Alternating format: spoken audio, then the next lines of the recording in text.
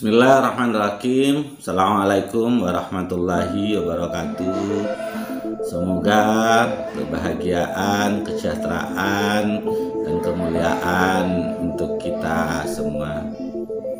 Teman-temanku yang dirahmatin oleh Allah, kondisi pada saat ini kita sebagai suatu bangsa sangat memprihatinkan, karena hampir setiap hari di seluruh penjuru tanah air orang kena penyakit.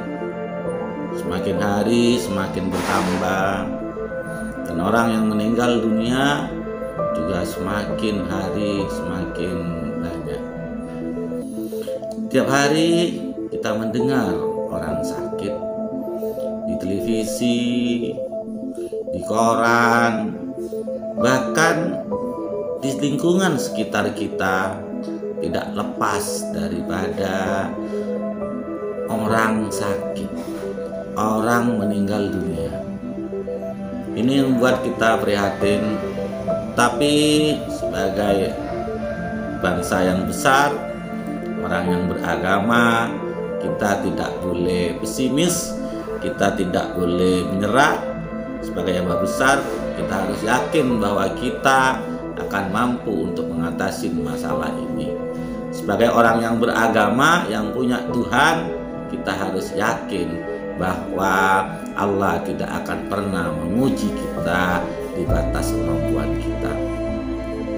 Dalam kondisi yang kayak gini, teman-teman, ketika banyak orang sakit, banyak orang meninggal, banyak orang yang kehilangan pekerjaannya, maka kita harus kembali kepada jati diri bangsa ini.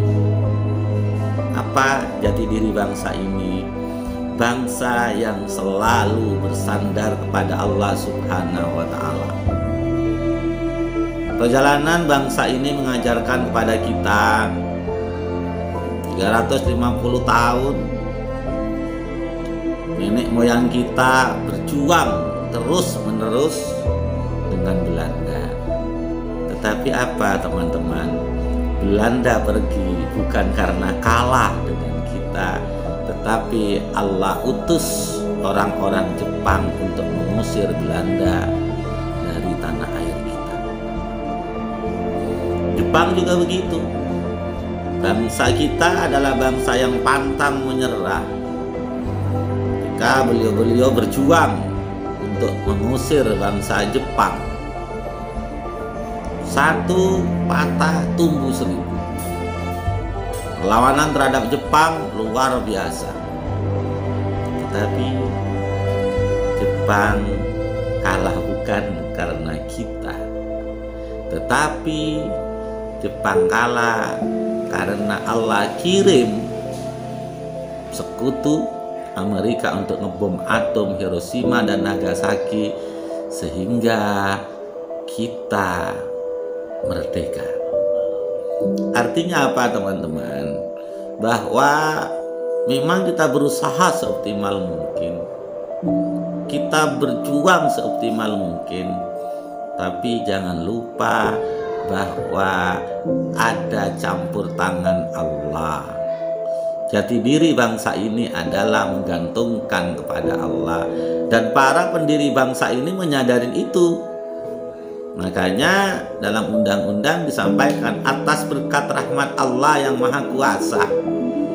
Karena para pendiri bangsa menyadari bahwa campur tangan Allah, pertolongan Allah sangat luar biasa. Karena dari banyak hal kita mesti kalah. Di Surabaya misalnya, persenjataan kita kalah, pengalaman perang kita kalah, makanan kita kalah, pendidikan kita kalah. Tapi semangat juang pantang menyerah yang disandarkan kepada Allah, itu yang membuat bangsa ini bisa melewati masa-masa sulitnya. Hari ini, teman-teman, pemerintah, organisasi keberagamaan, tokoh masyarakat seluruhnya sekarang sudah berusaha seoptimal mungkin. Usaha lahiriah luar biasa Apapun sudah kita lakukan. Makanya kembalilah kepada jati diri bangsa ini, bersandarlah kepada Allah, mendekat kepada Allah, memohon kepada Allah. Karena gimana pun juga COVID adalah makhluk Allah yang tunduk dan patuh kepada Allah Subhanahu wa Ta'ala.